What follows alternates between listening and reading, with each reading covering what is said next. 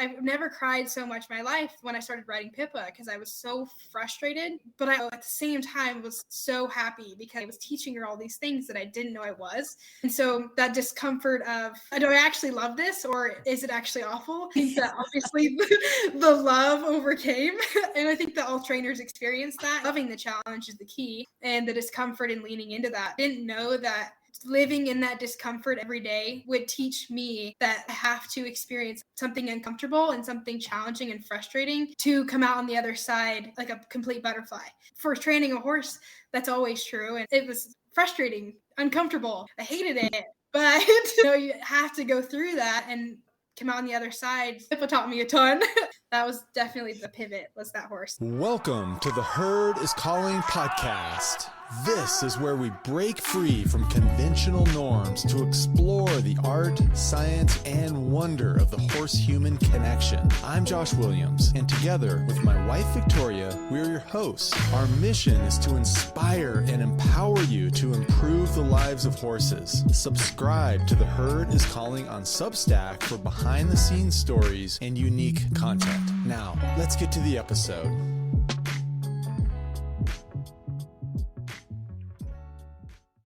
Welcome to our podcast, The Herd is Calling. Today, we are really excited for our guest, Holly Silvey. I'm going to read a little bit about Holly's background. Holly grew up in Bend, Oregon, where she was heavily involved in 4-H and FFA. She competed on her high school equestrian team and horse judging team for several years. Holly took a gap year after high school, serving the Oregon FFA as the state sentinel, where she traveled the state and country promoting youth leadership and agriculture. After the year, she was recruited to Northeastern Oklahoma A&M College to judge horses and ride on the equestrian team. At NEO, she participated heavily as the student body president and received her associate degree in agricultural education. After judging at NEO, she was recruited to Texas A&M University, where she judged horses in the fall of 2021. After her final collegiate competition, Holly has been focused on coaching youth teams across the country and working in extension. She will graduate TAMU with a BS in Agricultural and Extension Education in the spring of 24. Holly is a strong advocate for youth equestrians and future judges, as she spends most of her time volunteering and coaching. She is motivated by the connections and emotional growth experienced when youth are challenged with their equine partner. Welcome, Holly. Hey. Thank you. I'm very excited to be here. Glad you're here. Great. So glad you're here. Yay. A little personal backstory, too, is I started working with Holly. How old were you, Holly, when you guys first started? I was 8. 8. So you've known Victoria longer than me, which is really cool. A long time, yes. It's amazing. Yeah.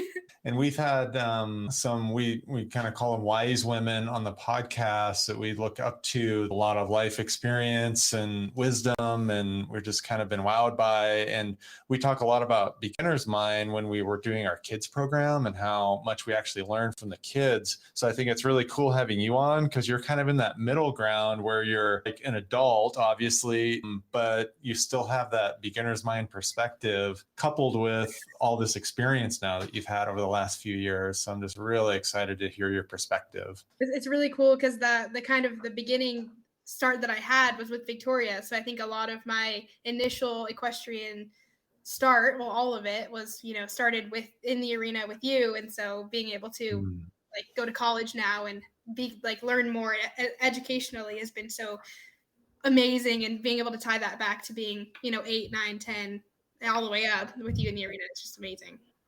Wow. Interesting. Yeah. I wanted to share too, back when we were running Cascadian Stables and we would do our little schooling shows. And of course we handed you a lot of buckles back then when you were showing with boots.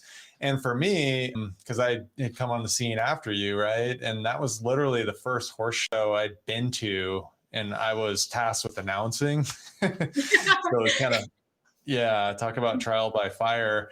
And one of the observations I had of really the horse world as a whole was I had an assumption that everything was going to be really happy and kind of joyful and light and a lot of friendliness. And we did make an effort to have a friendly vibe and like a good atmosphere at our schooling shows. And schooling shows are a lot less pressure than full-blown horse shows, for those who aren't familiar with the term. I was really surprised at the intensity and the seriousness, just kind of the toughness of it. And I was kind of like, oh, geez, I thought everybody's going to be happier because they're like have their horses. But you always projected this sense of joy. Yeah. When you were with your horse and you're just like, and you were winning a lot because you were so committed, but I don't think it would have mattered if you're winning or not. Have this joy. And even going back over some of our pictures, you just have this smile. And that was really what I hoped, everybody would have. And it was so new to me then. I didn't really understand everything. I was just taking it in. But as we've gone on our own journey and come back to things like what really matters, and it really is about joy and connection, relationships. So I just wanted to say that I really appreciated that from you, because I think about you a lot and that energy you brought to our shows and the barn and all of that. And I just think you really were onto something special back then. So it's exciting to see where you've taken it from since then too. Yeah, thank you. That means a lot. I think that that's a mindset that has developed a lot throughout the years. And we can talk like growing up and learning more about horse shows and the industry and the lifestyle.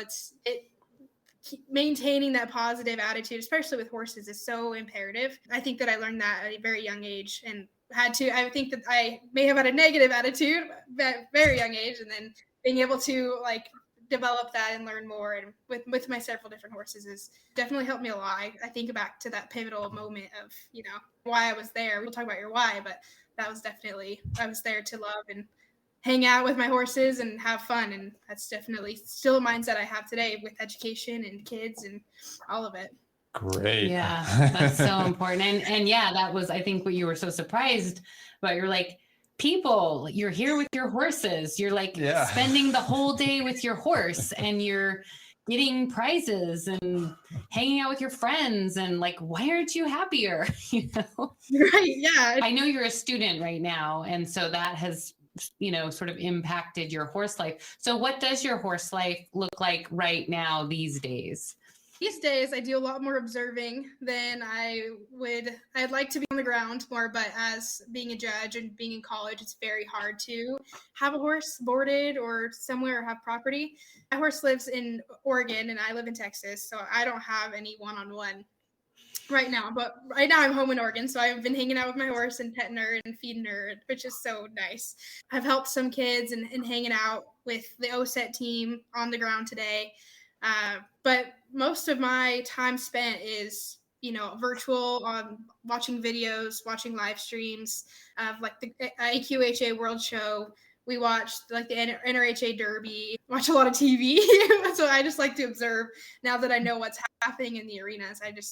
I have a more of a judge mindset now. And so being able to, pick things apart and score and reward for fun is kind of my interaction with horses these days, which is kind of random, but I love it. It's been great. So you're home on holiday break, and that's where you're getting to hang out with your horses, and you get to see even one of your horses that you train that you then sold to one of your students and one of your mom's 4-H kids.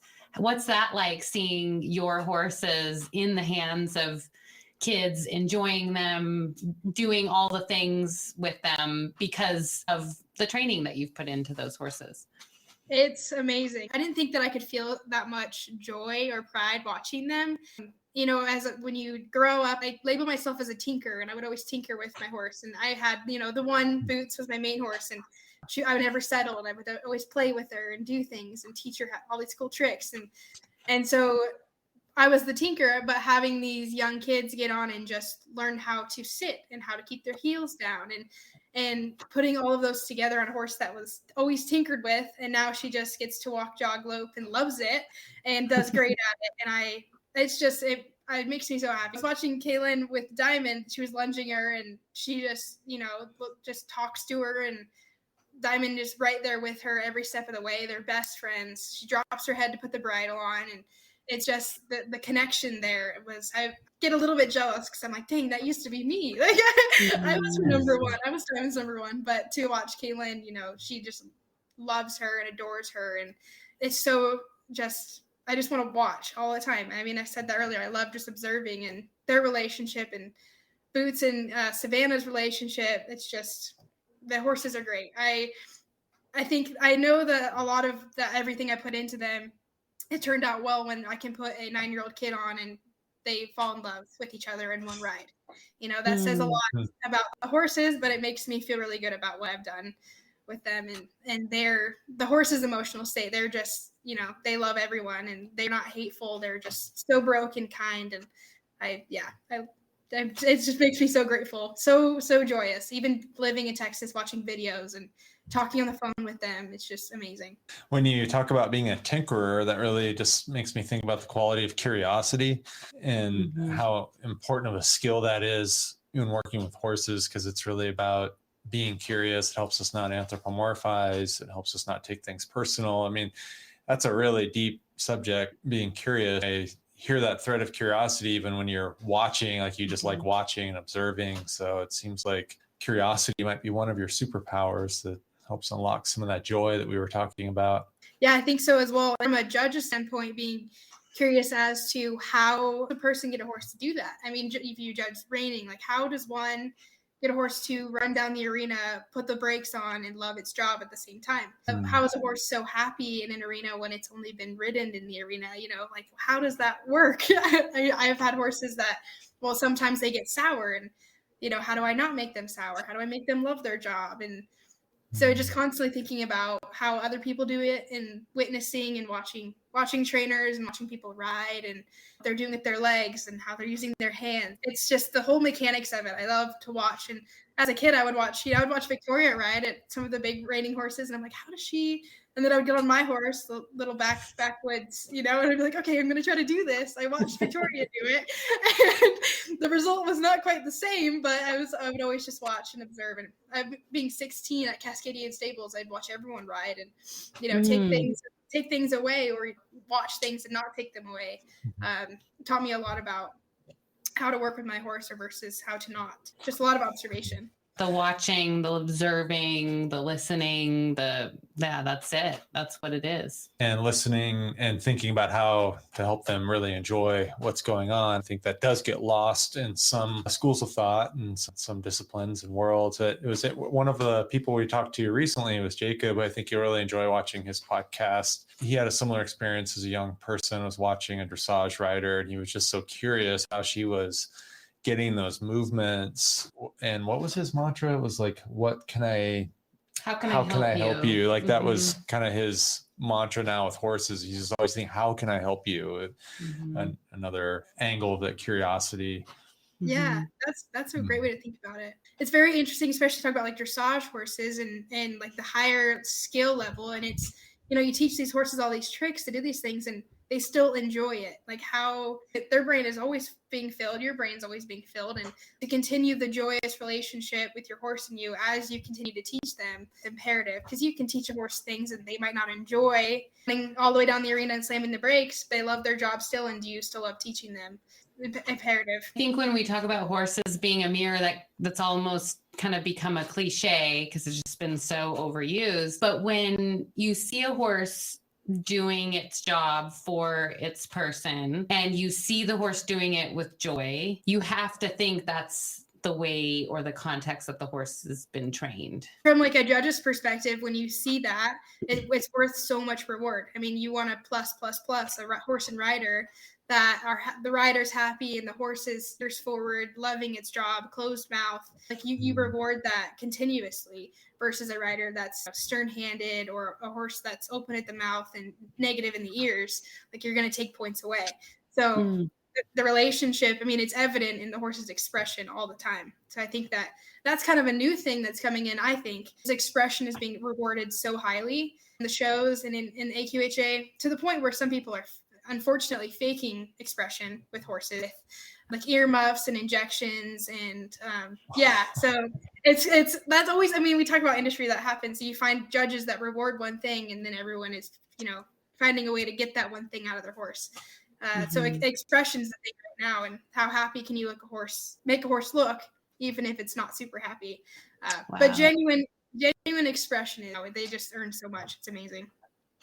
That's good. Yeah. And I would imagine that's where your skill as a judge comes in, is being able to discern what's manufactured happiness in the horse, or positive expression, and what's not manufactured, what's really truly the horse liking their job. Completely. And that's the challenge. I mean, that's the challenge every day, especially in the higher stakes quarter horse shows, is what's happening behind the scenes that you don't know about, and what's happening in the arena. But does the horse actually love his job? And that's just always a question in the back of the head. It's really fun when you do find a winner that is happy and it's genuine, and like that. That's why we do it, is for the winners that love their job. Right.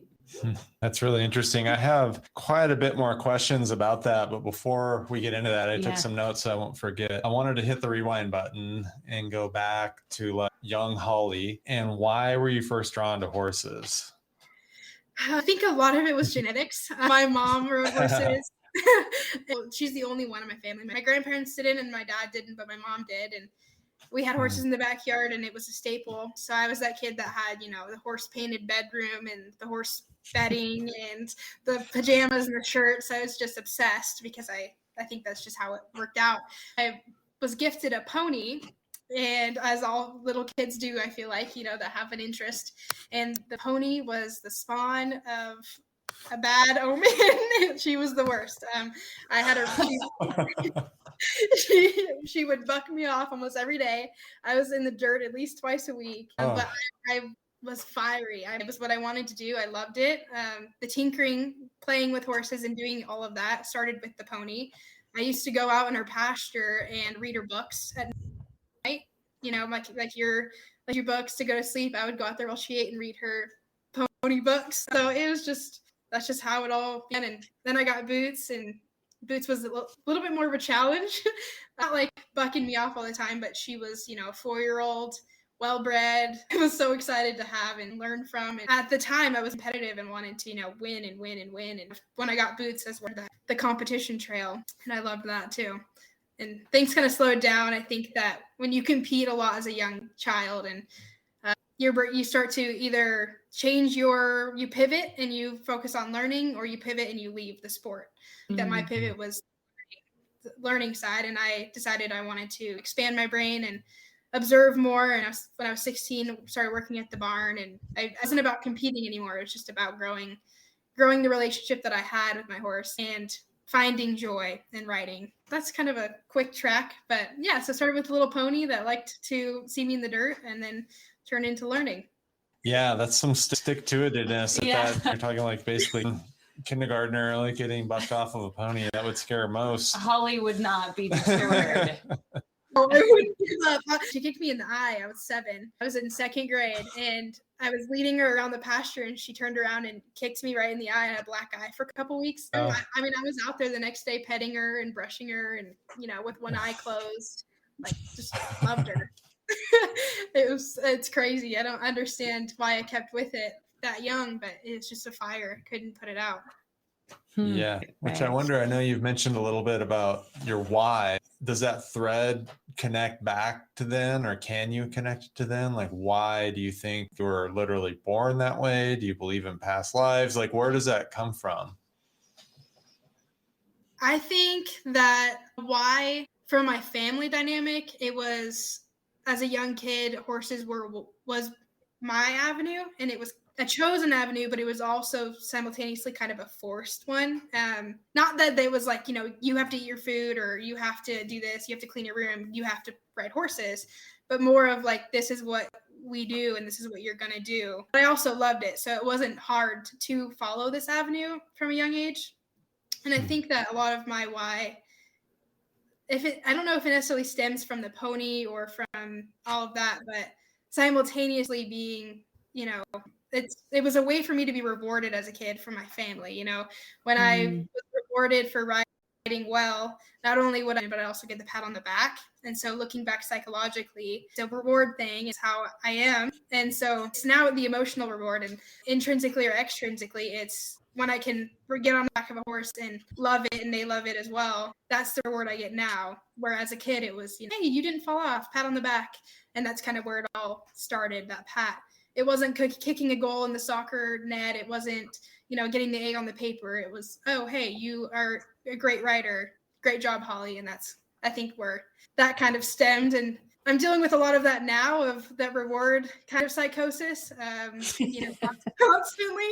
I think that kind of stems from a lot of what I do, but it's a good thing. And that's kind of the why I started. Now I'm in it now because I'm educated around it, and I love the youth factor, and I love what it did for me, and I talked about my pivot educationally, and I think that a lot of my peers pivot out of the equine industry, or they pivot against it. And I think that there's so much learning to be done, and there's so much change to be done.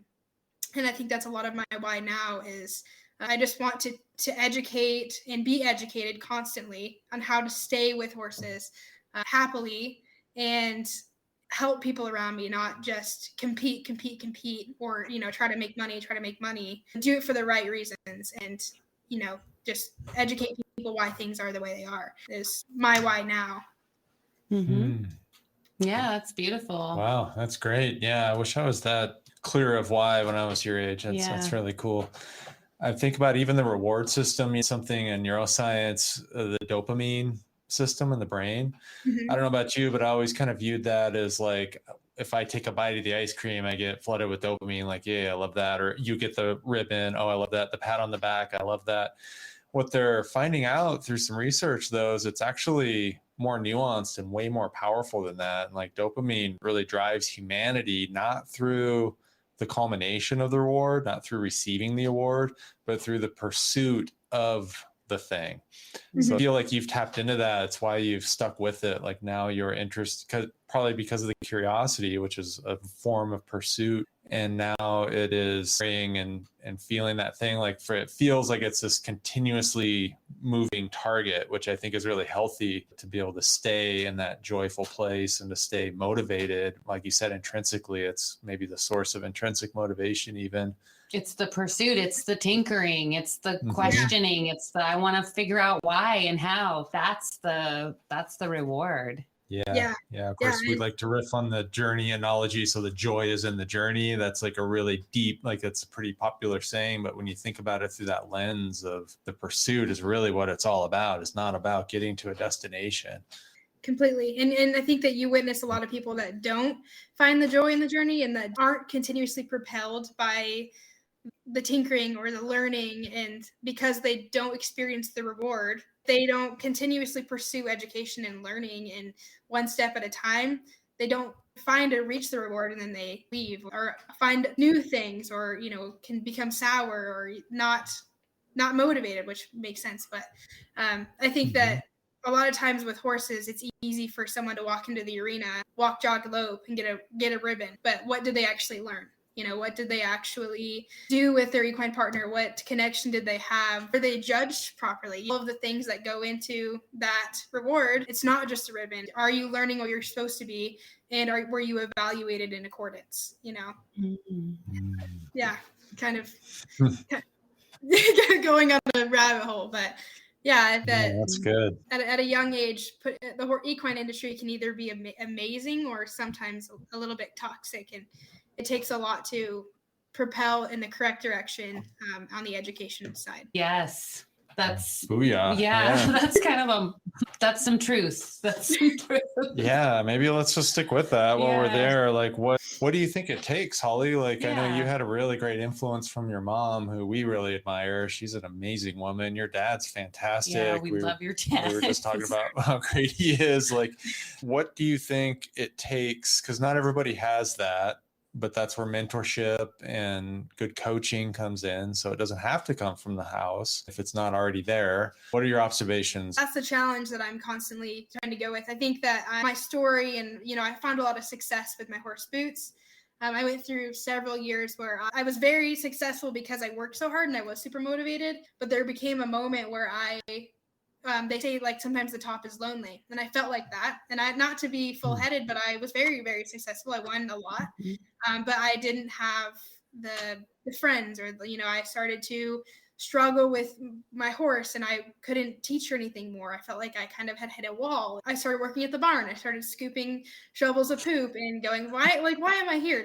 My horse is boarded here, and I'm like, I want to win, but I've won. Like, what's next? And I think the biggest thing for me that changed everything was when I started working with Pippa. I was like, okay, I have this new horse. Like, that's, try to learn. And I kind of dismissed the winning, and I wanted to do it for the learning. And to me, walking into the arena, it was like a new attempt at something, and it was something new for Pippa to experience, and it helped my mindset so much. It took me several years to get Pippa to where I wanted to do so much more with her, but I just really focused on one step at a time. And then when I wasn't focused on that, when I wanted to rush training, or when I wanted to rush her into having a good expression, everything would hit the wall. So I learned very quickly to be so slow and thoughtful and kind, and there's so much more out there to know. And I think it started with that when I had gotten Pippa. And so for me, it looks a little bit different. I think that there were a lot of factors that pivoted on my horse journey, but for more youth, I think that we talked about the reward system, but I think it just needs to be altered. I think that with every equestrian and youth equestrian, there needs to be an educational side. I see a lot with my peers that when I graduated, I stuck with the horses. I kept judging, I kept helping, I continued to learn, and it's been my whole life. I mean, it's every connection I've made. It's every experience I've had. It's going to different states across the country, traveling, meeting best friends. And it's because I pursued education. And I think that as young people in middle school, elementary, middle school, high school, they need to know why. They need to know why their horse acts the way they do. They need to know to take it one step at a time, that it's not all about the buckle at the end of the show.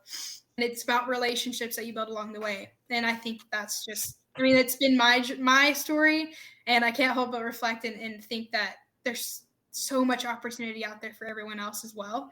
It's just, you got to get the word out, and you got to keep teaching, and there's education to be done. There's always education to be done. And that's, I continue that. So I guess to answer your question, I don't know if there's necessarily one thing to do. I think I'm still, picking the mind on that, but it's definitely my pursuit.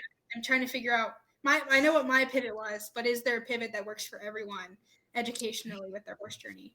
Not sure yet.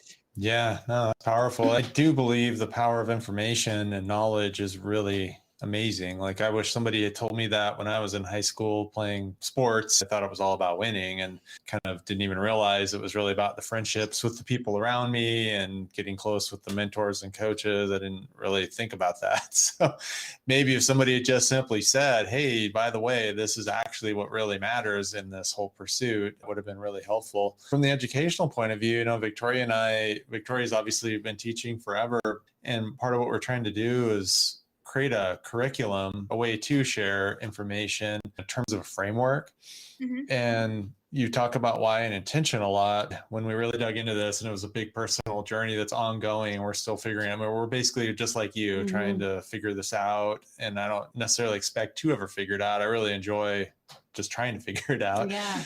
But the first module is, we call it Journey to Self, but we debated calling it Journey to Why, because why is so important. And there's so many things with horses particular. This is one of those places where it just applies to all of life, but it's so beautifully illustrated through the horse relationship. And we've seen that a lot of people struggle to kind of come up with these things, maybe for themselves or for their relationship or for their school or career, whatever it is they're doing in life, but they can see it between them and a horse. And then once that door is open, it shines light on all these other parts of life too.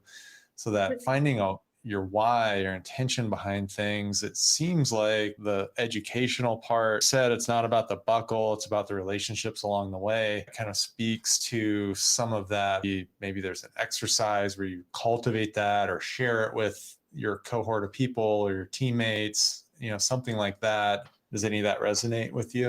The relationships I made in high school with my coaches, in the moment, you don't realize how pivotal they are, like how influential that your high school coach or even your high school teacher, my advisors, my extension agent, you don't realize at the moment how much they will do for you moving forward. And I think that it's easy for you to say, or for my mom to tell me, hey, you got to, they're going to be in your life forever. You have to talk to them and rely on them. And for a 17-year-old kid to go, no, I'll never see them again. So it's very easy to misinterpret that. But now, I'm 22, going on 23, and those relationships have given me everything. I've worked for my high school mentor for 4 years. Because of the relationships I made in Oklahoma, I was given the opportunity to go to Texas. With the relationships that I built there, now I'm being able to find a school and a job and maybe even travel and continue more, all because of the relationships. And my teammates as well. Collegiately, we've been competitors at every show. We've been cutthroat, and we've also been best friends. We're roommates now, and some of my teammates are halfway across the country in Iowa and Arkansas and Montana, but we talk every day, can send people, we always talk about if you have a flat tire, who you're going to call. But I can firmly say that those relationships have bridged that gap in every state. That's the same, like my teammates, and 3 of my teammates right now are at a huge AQHA show in Tampa, Florida, working, and they're making connections with industry leaders, judges, announcers, scribes. So those relationships they carry on across the country and the equine industry and everything else. And that all started just from choosing to learn about judging.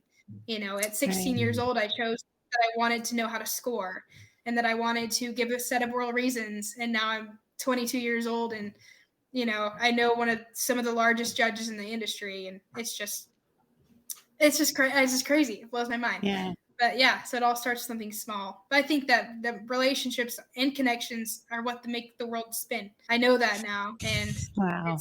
Yeah. Hey friends, Josh here. We've launched a free community for The Herd is Calling. It's on Substack. Subscribe to join thoughtful discussions and access exclusive content. It's as easy to use as social media, but so much better because social media. Am I right? In the words of John Lennon, a dream you dream alone is only a dream, but a dream you dream together is reality. Like the wisdom of the herd, we are stronger together. Click the link nearby to subscribe and get in on the conversation. Now, back to the pod. That's really good. Well, and if I heard you correctly too, I'm sure there's like so many factors that went into this, but one watershed moment for you was stepping back from sort of high of being the person who was the one to beat at the horse shows and high school, middle school and high school, and saying, I'm going to take on this young horse who is very green, barely had, half a dozen rides on her. I'm going to take her on Pippa, who you mentioned, who was young and green and hadn't had much done with her.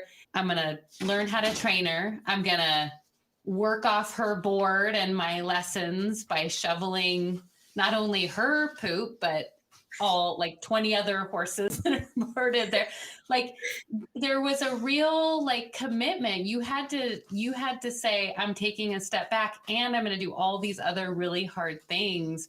And I just wonder, I know you didn't consciously know that was going to set you on this path of learning, but I got to wonder if there was something unconscious, or because that is not an easy path, and that's not the path of least resistance, right? And it's still the path you chose, and it's the path that is beautifully laid out your life now, which is just full of connections and relationships and opportunities, and the sky is the limit. And it kind of seems like it started in this very intentional moment where you decided to take a route that was a little less intuitive, maybe.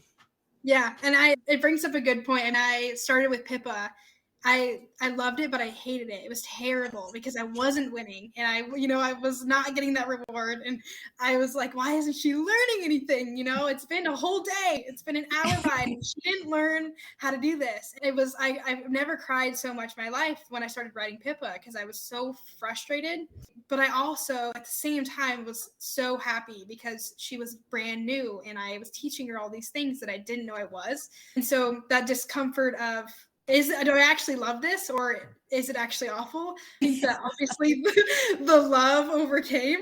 And I think that all trainers experience that, is this actually great fun or is this really, really challenging? So, loving the challenge is the key, and the discomfort and leaning into that. And that moment, I didn't know, like you said, unconsciously, I didn't know that living in that discomfort every day, teaching that would teach me that I have to experience something uncomfortable and something challenging and frustrating to come out on the other side, like a complete butterfly. And so, and my parents, everyone tells you that, hey, you just got to get through it. Like you got to just, buckle down and it'll all be great. But you just have to keep going. And for training a horse, that's always true. And horse judging, I was super challenging collegiately, to compete and be compared to your teammates and be compared to other schools, while also being in college classes and taking hard tests and going to practices for 8 hours a day. It was like frustrating, uncomfortable. I hated it, but you have to go through that and come out on the other side with so much education and perspective. It's kind of the same thing. And now I love judging. After I went through all the discomfort with Pippa, I fell in love with her and fell in love with the training and the horses. Just, knee deep in that discomfort is where it all just projects and everything's amazing. The sun comes out tomorrow, after you trudge through it yesterday. So yeah, that definitely, Pippa taught me a ton and so has everything else. That was definitely the pivot, was that horse. She was a spunky little thing. Yeah. And you guys made She's a great one. So maybe we could fast forward to your collegiate equestrian team experience. There's a whole catch riding format there. Could you explain what that means and what that was like? Yeah, I had never heard of this before until Victoria was telling me about your experience. It was like, that's crazy. That seems talk about hard. That seems really hard. Oh my gosh, talk about it. Yes. So collegiately, I was on an IHSA team, and I was on a team with 20 girls, and we had a female coach. So talk about dynamic. That was challenging as well. But we had the catch riding. So we had every school had about 25 horses that were donated, and at any given time you drew out of a hat the horse that you were going to ride that day. And the horses, there was no training done, there was no practice, no prep. You would just hop on at shows, especially you would just hop on. They would hand you your reins as you walk into the arena, and then you would do a horsemanship pattern and rail, and then you would exit the arena. So there's no relationship with the horse. You're not actually allowed to pet them. So you literally walk up on a mounting block, hop on the saddle, they hand you the rein, and then you go in. And yeah, and that was the same with practices. We practiced 3 days a week, 4 hours, and we'd be given a horse, and you'd get on, and it was all about your functionality. We didn't do any training. It was so hard for me because I'm such a tinkerer. I'd get on the horse that would throw its head, and I'm like, hey, how do I fix this? I want to squeeze with this leg and do this with this hand, and I want to play around, and who can do a flying lead change? But I could, my coach would actually yell at me if I would stray from the one hand, and like my body, being completely upright like an equestrian or horsemanship.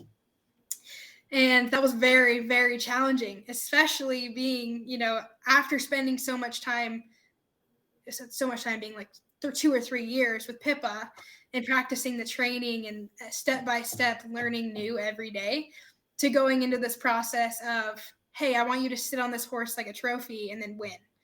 And that was, very, very challenging. And the dynamic of the team was very hard too. I had a girl on the team that was, she won the Congress horsemanship, 18 and under. And then I had another gal that had never ridden a horse before. Wow. And so just kind of navigating that and, having horses that were super broke, that were amazing. And then also some that were donated and couldn't figure out what was their left hoof from the right hoof. So it was something new every day, but not a whole lot of, tinkering or step by step, day by day. Is very, very different. How do you feel about that format philosophically? I think that it's great for beginner riders. I think that if you enter college and you want to be a part of something, like if you want to be on a team and build relationships, that it's a really great avenue. Friendships made, I'll have the rest of my life. My coach, still talk to. But in terms of mental health as a previous equestrian, I loved writing and I still love writing, and I loved, what I had known being trained and training to, sit on this horse, keep your heels down, don't move your body, and maybe you'll win a ribbon and you don't have any relationship with the horse was just terrible. I mean, you could leave the arena and, obviously probably not win a ribbon. Maybe you did, but still don't know what to be proud of. Like, was I proud of my body, or was I proud of the broke horse that I was sat on? Like, what was actually successful? Because there's not a relationship. I can smile the whole time and maybe my horse is happy in expression, but that doesn't mean that we did it together. So what really is the reward here? So showing at shows was different. It was we put a lot of makeup on, and we would dress up and, get all gussied. And then we would get on a horse that we didn't know and expect to bring back a title for our school. And it was just different. And they talk a lot about functionality as riders. And I think that's kind of a buzzword right now, is what's the functional. Is it really truly functional to be, sitting straight up with your shoulders back and your arms tucked into your waist? Or is it functional to be sitting back, a little bit more balanced, and riding your horse? What's actually happening? And that I struggle with that too, especially having a little bit of reining background and sitting back, legs a little bit forward. I'm like, I'm going to fall off. If I sit forward, if my heels are behind me, I'm going to fall off of this rank draw horse that I don't even know. So, what truly is functional? That was very, very challenging. Yeah. Learned a lot. Yeah. What an experience. It sounds like you learned a lot of what doesn't work for you, which is helpful. Mm-hmm. Yeah. But in reverse, I learned, so I didn't do in high school or growing up, was how to keep my body strong. And I struggled with that at a young age with Victoria. I started having back problems because I didn't work on my own strength.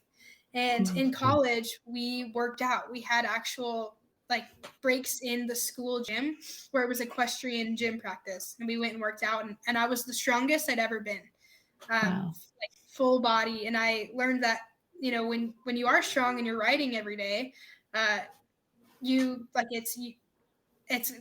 look great. I mean, you can ride well and you look great functionally, but you also, if I was riding a horse that I was training, I would have done a lot better job, being strong, head to toe. And I've put that kind of in my mom's head. She's a OSET coach. I said, these girls need to be strong, practice on standing 2-point and practice, getting off and stretching and, doing some push-ups maybe here and there. And, just make sure that they can withstand riding that much. Because that's very, body health is very imperative, riding that much. That's so cool. Yeah, that's a great observation. Yeah, what a great learning. What I love from that, I appreciate about what you shared, was that you were able to take the best and leave the rest. Yeah. Because I've been in different situations, not with horses, because I've always been with Victoria, but with other things like in body work or music, where sometimes you are in situations where things aren't really lined up, your perfect philosophical world, but you're still able to glean lessons and learn from that. Sometimes it might just be learning what doesn't work, but in your case, you picked up quite a few other things from that too, and probably a lot of great relationships, which is a theme through your whole arc here. Yeah. So whenever you come home, you're volunteering, you're leading and serving, you're helping your mom with her 4-H kids, you're running the county 4-H fair. I mean, my goodness. That's a big deal. Yes. Yeah. Like to anybody that hasn't seen a county 4-H fair, that looks like running around on a 4-wheeler with hundreds of kids and families. It's pure chaos, usually really hot, like could be 100 degrees at a fairgrounds. And that's just the week of the fair. That's not all the stuff before and after. Yeah, that's just the actual fair. Yeah. Sure. You're teaching the neighbor kids how to ride. You're, where does your drive come from? What drives you? My God, woman, what drives you? It's a question I ask myself all the time. I don't know. I constantly just want to do something, and I don't want to help, and I want to help people. And I think when it comes to like the 4-H fair, I'm volunteering with 4-H. It's just that it's given me everything. 4-H has given me the world, and I'm only 22, but I can see that like where I'm at right now is because of what I've learned. Wearing the green and white and talking about the 4-H's, and it's given me a lot of success, and I can just only hope that I can help some of these youth find success in their own way with what it has to offer. And so, that's my degree is agricultural extension and education, which is 4-H and FFA. So I'm quite literally doing a full circle to teach kids in high school and middle school how to propel into life in all kinds of industries, not just the equine. But, being home, I laugh because I'll be in the house, on my computer watching TV, and Savannah or someone will come over to ride, and I feel like somebody else would just, it wouldn't faze them. They'd be like, oh, I'm still watching TV. That's great. They're riding. I just can't sit still. Like if someone's doing something I love, I have to join it. If she came over and wanted to go on the 4-wheeler and drive around, I would join in. If she wanted to go, I don't really love much, but like horses, she wants to ride, I'm going to be out there with her watching, maybe, helping her out, but definitely just observing and seeing what's going on. And it's the 4-H, it's riding, it's judging, helping juniors, knit. If I knew how to knit, I would help them. I would be there just trying to, if I could. I love it. You guys love people, you guys love horses, and in Victoria, training and working people, it's the same thing. Kids, agriculture, horses, all of it. That's it. That's what I tick for. It's the best. So yeah, helping with 4-H is easy. That's just, that's just backyard points. But I'm so excited. I love helping. I don't know where that comes from. I know that it's good to help people, and everyone should spend a lot of their time serving. I just think that's going to be my whole life. That's all I want to do. So, yeah. What are the 4-H's for people that don't know? Yes, please. Okay, so 4-H is an out-of-school youth development program based around agriculture and STEM and motor skills. So every county has a 4-H program. Deschutes County here, we have all of the livestock, small animals, including dogs, horses. We have textiles, so sewing, knitting, everything, crocheting, art, food, baking, and then lots of STEM right now with robotics and things. And it's all a youth development program. The 4-H's are head, heart, hands, and health, and it's kind of just the catchphrase for the program. And I love it. I'm learning all about it in my classes, so that's been really cool too. I was learning like psychologically how it impacts kids. So learning about, how I turned out the way I did. I don't really know if I can pinpoint it, but what it does for people and young people is just so cool. Out of school youth programs are the best. Get your kids involved. Yeah, great. If you could, can you just tell me top 3 reasons of why 4-H or any of these type of after school programs are good from what you learned in college psychologically, convince me in like 3 points. Okay, so some good points. I think that a big one is confidence. Right now, it's easy for a young person to be led astray or to not believe they're worthy, or to seek self-driven rewards. And 4-H is really great at that. For someone to create something or to train an animal and then to be rewarded via extrinsic rewards, but also intrinsic. I did this myself. Confidence comes from that. In addition, autonomy. It teaches so much about independent and your own person, and to work as a team or in a club, but also individually having your own project is so imperative. And that in itself, responsibility, taking care of something, having the more perspective than yourself, but doing it all on your own. And in 4-H, we always talk about the parents should be on the sidelines and the kids should be in the arena. And constantly, it's because autonomy is number one. And then I think that third, so I'm kind of basing off of like a hierarchy, but like a sense of belonging with 4-H as well, and relatedness to peers. There's a lot of relationship to be done with young people in 4-H. And also the cool thing is that it's out of school, so it's chosen. Where in school, relationships are built based off class schedule, or maybe you have some favorite teachers that the kids like together. But in out of school programs, the relationships they build are via what they have in common and the relationship that they want to build.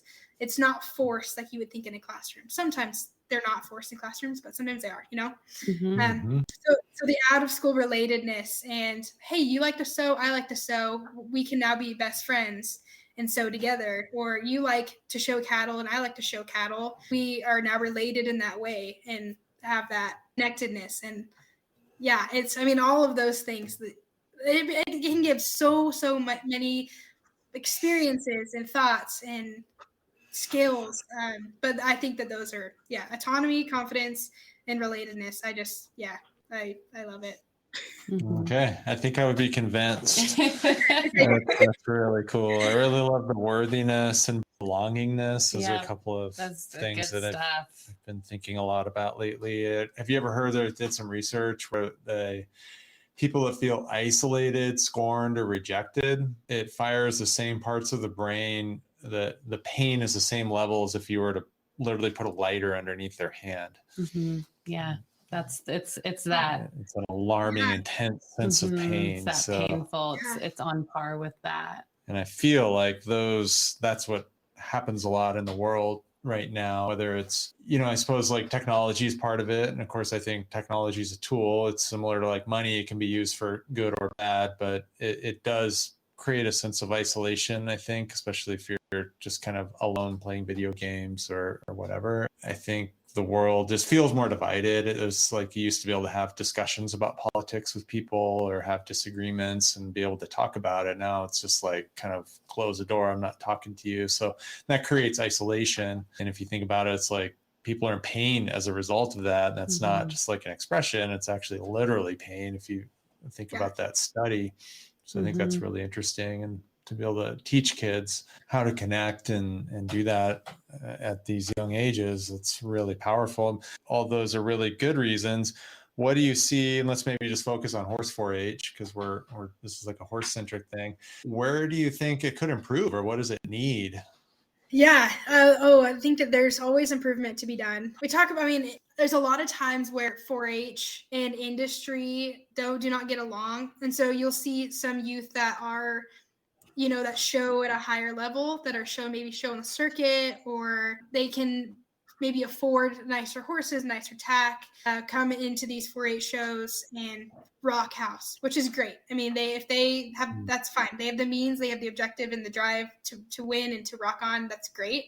But you also have the instances where young people, they have a horse that they were given, they have a saddle that they thrifted, and they are completely driven to the max, but cannot find extrinsic success. And so, being able to, wage where and how do we measure success for these students that are so different in every stage, age, psychological, socioeconomic, how do we wage the gap for them and also allow them to find success intrinsically with their own motives. So with horses, it's between having them find safety with their horse partner. So having, a trainer, being able to ride, can, get through a pattern in the arena and feel safe, because that's number one, but also, feel joy and success while doing it at the level it should be. They should be learning and objectively finding happiness in riding,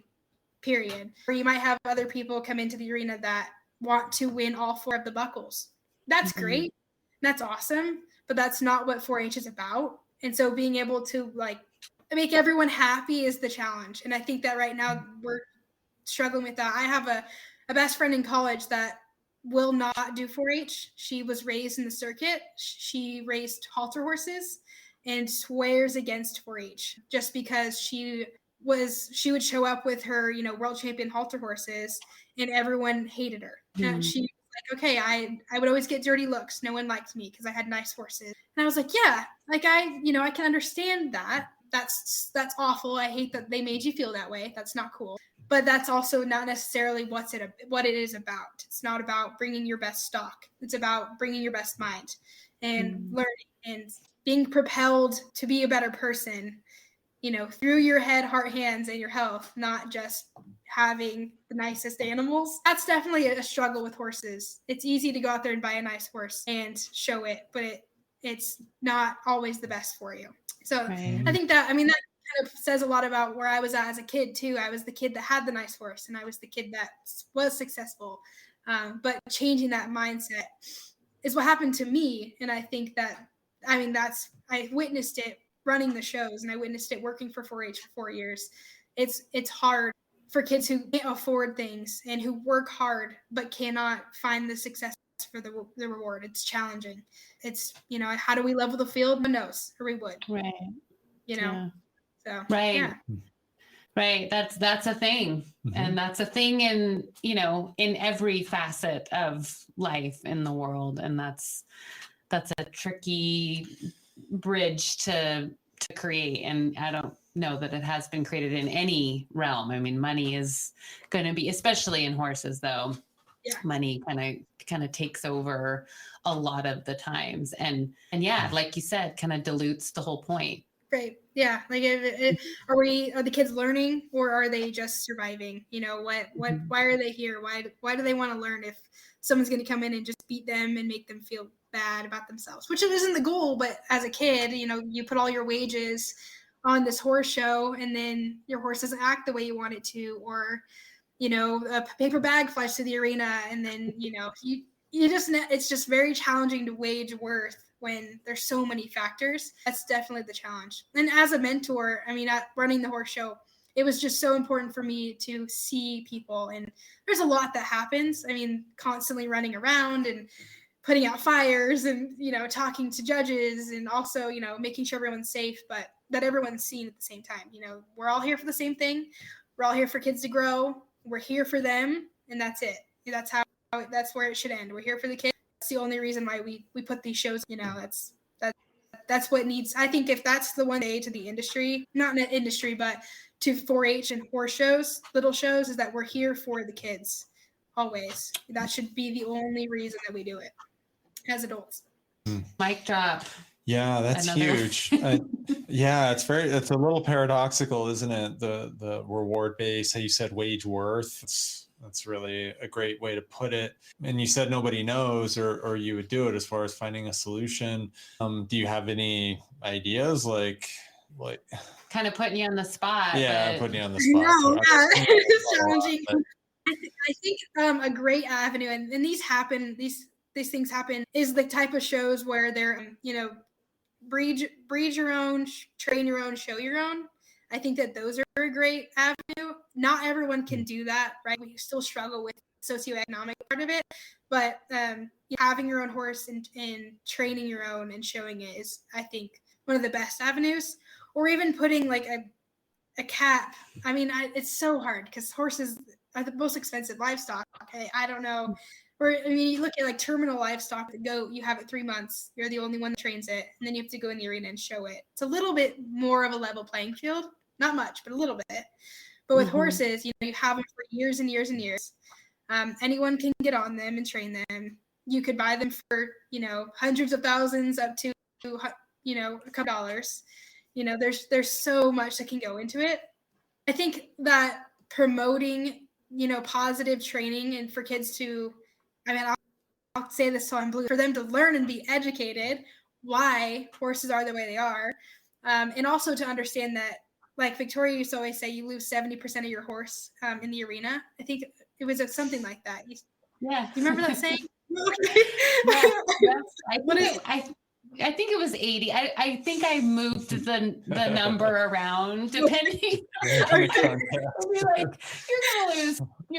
but I think it was like you'll lose 20 to 30%. And so you can bet that, you know, when you go to the show, you've got about 70 to 80% of what you're used to having when you're at home. Right. Yeah. And so, I mean, for a kid, that's so imperative to know because, you know, you walk into arena, your horse is going to lose a little bit of its brain. Right. And so to be able to think about that, even you might not have gotten the blue ribbon, but you got the red, but it's because maybe you lost 30% or maybe you lost 40% that day.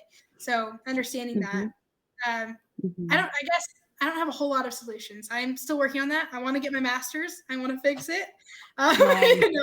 You know, so I'm still like, it's definitely a challenge. And talking to my roommate about her dislike of 4-H also lit a fire in me of like, these people that do have the means, they shouldn't be exiled either. They, you know, they should still have the same opportunity. Maybe we need to have two separate types of shows. I don't know, but that's not really the solution either. So just trying to somehow level the playing field, time, effort, you know, it all changes. So. Yeah, that is a really tough subject, and like you guys said, that exists in so many different realms. You know, Victoria's in a social work program, so she's really knee deep in that. And the fact is it is an unjust, unfair world. It's extremely unbalanced. As unbalanced as maybe just from, you know, very wealthy to not as wealthy 4-H member. That's a pretty small gap compared to the other inequalities that exist in the world.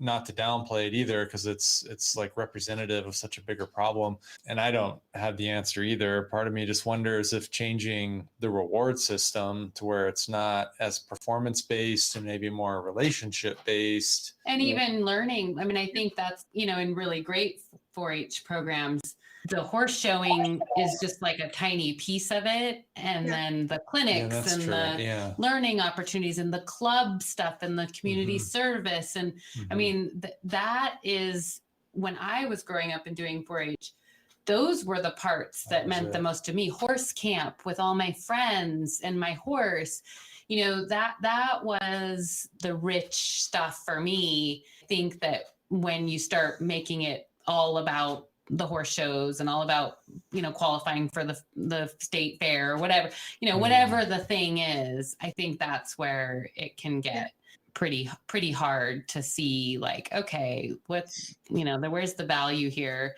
in terms of learning? Well, there is a ton if you're utilizing the right parts of the program, and if those parts of the program are accessible and fortified and kind of the ones being, I think fair gets kind of like fair, but there's so many other parts of 4-H that are really, really amazing.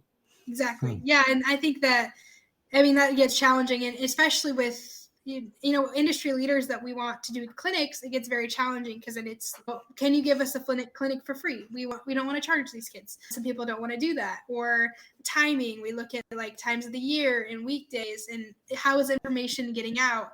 Did a clinic series in December, or I guess it was like November, December, and tried to broadcast it, but it still didn't get to everyone. So how are all these things available? And do these people have social media? Do they have emails? How do we get people to come to horse camp? Can they afford camp? Can they afford meals? Like, you know, like just like you're saying, you know, is it accessible? Does this reach everyone for the right reasons? It's definitely a challenge constantly in all out of school programs, not just 4-H. Right. I mean, you look at soccer all true there become too. Yeah. like, you got to have quite a lot of money at your disposal to be able to do these things. So yeah, it's another rabbit hole, It's a rabbit hole, Yeah. But knowing what you know now with the lens that you have, what advice would you give your 15-year-old self? Oh gosh. And what advice would you give your 15-year-old self that you think your 15-year-old self would listen to? I know that's definitely the challenge. I have to think about if I were to talk to like one of the kids I work with. Right. I would say, if I were to talk to myself now, I'd say, don't worry, everything will all work out. Don't sweat the small stuff, which again is easy to say to a 15-year-old that's having a meltdown. But don't sweat the small stuff. It will totally be okay. Talk the talk, walk the walk. Be the person that you are going to be to everybody. Be transparent.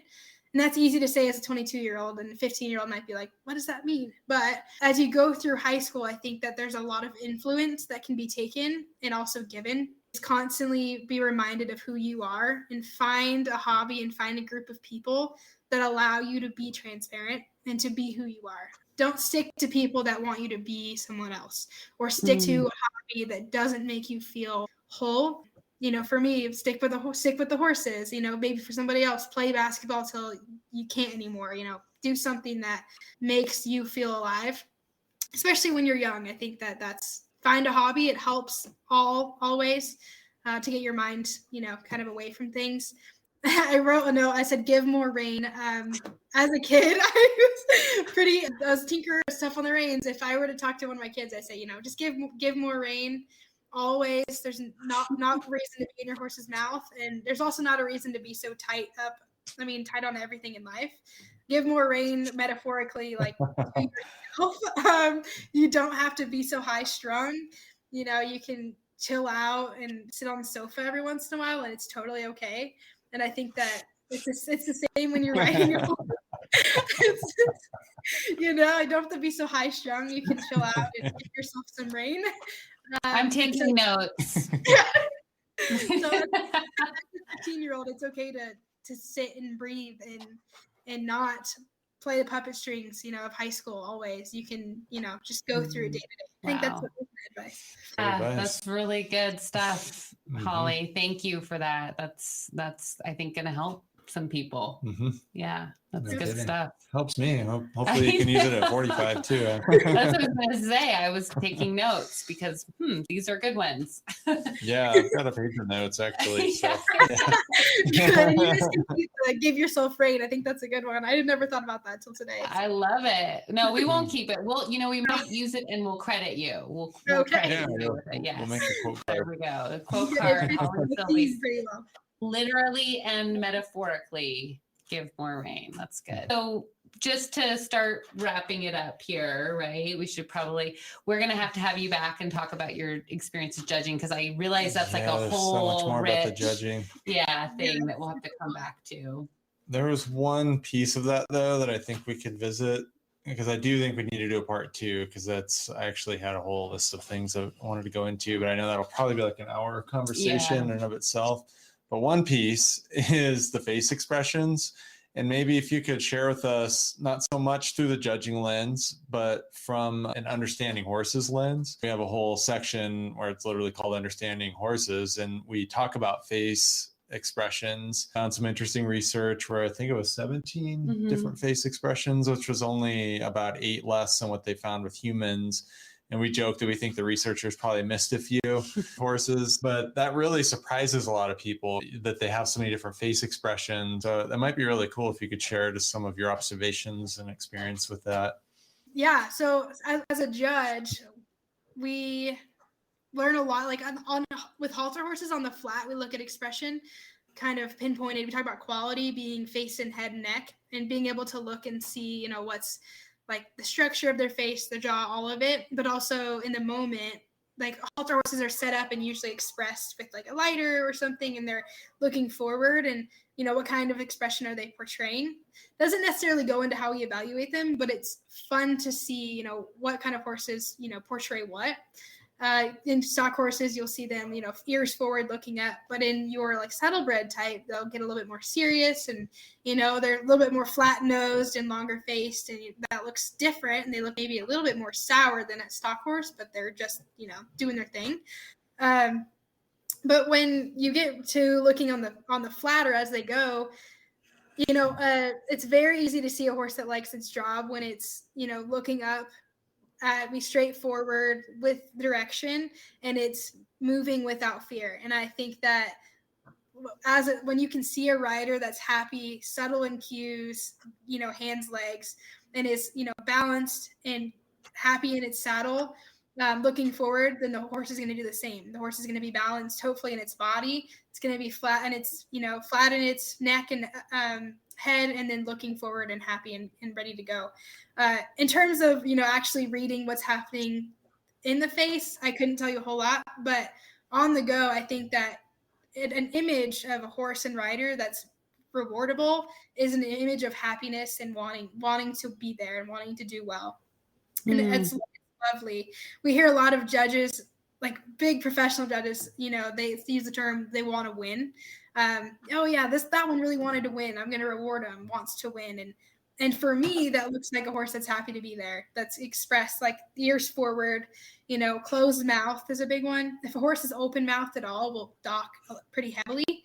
And I don't know if that's a new thing. It's something that I've learned. I was, like earlier, pretty heavy handed as a kid. And so I would have known my horse is open mouth. I definitely would have given rein. But now as a judge, I'm like, wow, okay, that horse is closed mouth. That's super rewardable. Because so much could be happening where they could not liking their bit, maybe their bridle doesn't fit, and all the things in between. But yeah, I think expression goes into a lot, and it's just fun to watch. It's way more fun to observe when the horse and rider are happy. Mm-hmm. Yeah. I remember. I remember one time Sean Flarida, who's I think he's up to like $6 million in the reining, and he's arguably the best in the world. He said that when he's showing, he's just trying to put the judge in a good mood, and that always stuck with me. Like he just wants to make sure when the judge looks at him, the judge can't help but smile, because that's what's reading from his ride. And that sounds like kind of what you're saying. And to add on to that a little bit, I know we're kind of wrapping up, but I tell my youth how to judge. I taught them in a way that's not just scoring, but like their own feeling. So I always say a plus raise. So if you're watching something and you go, wow, that's awesome, it's probably a +1 maneuver. And so I'll teach them, and I'm like, well, if you suck back and you scowl, it's probably a -1 to a -1.5, right? And so I kind of taught them that, and I was like, did you raise your eyebrows or did you scowl? And they're like, scowl, that was bad. Okay, -1, right? So making the judge happy, were they astonished the whole time, where their eyes, holy cow, it doesn't even a +1.5. So that's a great, yes, exactly. And judging's so fun for that reason. I mean, you feel all these emotions, and then you have to put them on paper, and it's just the best. If you could only tell people 3 things that are important or most meaningful about horses, or what horses can teach people, what would they be? I think that a good one is to learn from a horse is that there's joy in everything. They're constantly aware of their surroundings. I mean, peripheral vision, they can see most everything. They're thoughtful, and they're thinking, and they're licking their lips, and they're with you every step of the way. And I think that as a person, being distracted and observing all corners of the world and enjoying that every step is a whole new perspective that opens so many doors. And so to take that from the horse of just because I'm on a straight track and I have blinders on because I want to get this job done doesn't mean that there's so much more going on around me. To like open those blinders and to see everything is from horses. I think that I've learned that a lot. And I've always been one with blinders. I'm very driven. I'm, single focused. But when I get on the back of a horse, I mean, I can see the whole world. And that's something that for myself is different. And I know that for a lot of people.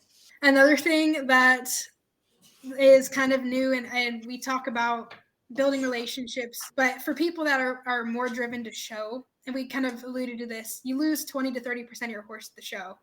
And any given day, a horse could have a fly land on its back and it's already lost 10%. So why put so much pressure, especially on show days and show horses, for them to be 100%?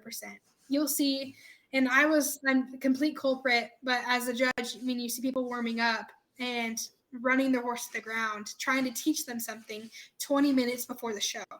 Right. You know, your horse isn't going to learn anything. If anything, you're going to lose another 15% of what they had, and it's just going to create a really sour atmosphere for you and your horse in the pen. I think that as a rider, it's so important to accept who you are and the relationship you have with your horse every step. Even if you're trying to teach them something and you have several weeks to do it, where you've made it that day is where you're going to be tomorrow and where you're going to be the next day, with a little bit added on as you teach them things. But the relationship can only get better in time. It's not going to get better in 10 minutes. So just especially, I think, showing a warm up and a little training session before you get into the arena is not going to do any good.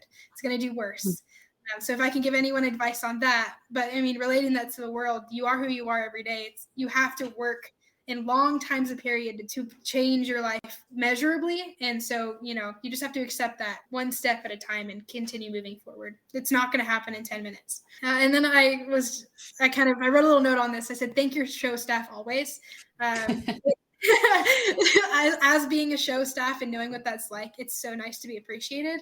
But that's not just at a horse show, but all the time. I mean, be gracious, thank people, hug them, care for them, high fives, all of it. Being gracious is so, so important. And especially in the horse show industry, I mean, there's a lot that gets passed by, and there's a lot that goes into the whole orchestra of everything. And so thanking people continuously, it's not easy to be part of the horse world. And so everyone has to fight to love what they do. And so thank them for continuing the horse journey and continuing to learn with their horse. That's good. Dang, that's some good stuff. Good, really good stuff there, my friend. Man, you are a marvel. This has just been really fun. Yeah, I've learned a lot. It's been illuminating. It's been inspiring. It's been interesting. It's been counterintuitive a couple times. Mm-hmm. It's just been great. Some paradox in there. Lots of paradox, which we're coming to find the more paradox there is, the closer you are to the truth. So that, you kind of been weaving a beautiful truth through paradox in this conversation. I really appreciate it. I just can't wait to do it again. Yeah, exactly. Yeah. We'll come up with a part 2. We've got a lot more to talk about. I know you do like some webinars and some trainings and things like that, but we'll make sure and keep people in the loop if anybody's interested in kind of keeping track of you and your story and things that you're teaching and offering as it happens. And I think you're in our Facebook group, our Holistic Horsemanship Facebook group. Okay. So people can reach out if they just want to, after hearing the podcast, say thank you for that beautiful conversation. They can find you in our Facebook group. And for anybody who laments about the future, this has just been or is worried or, whatever. I just want to say Holly Silvey is part of our future. And I am just like so thankful and full of gratitude for that fact. So thank you. Yeah, I have a lot of hope and optimism. I appreciate that. Yeah, definitely. I mean, I'm young, but I'm continuing to learn, and I'm excited. I'm ready to change the world. I got a pair of socks the other day that said, "I'm busy making a difference." Mom got for me, and I'm like, "Yeah, every day." That's great. Yes, yes. Okay. That note. Yeah. Right? On that note, until next time. Yes. Thank you. Thank you, Holly. We'll be in touch. Guys. I appreciate it. Yeah, the pleasure's ours.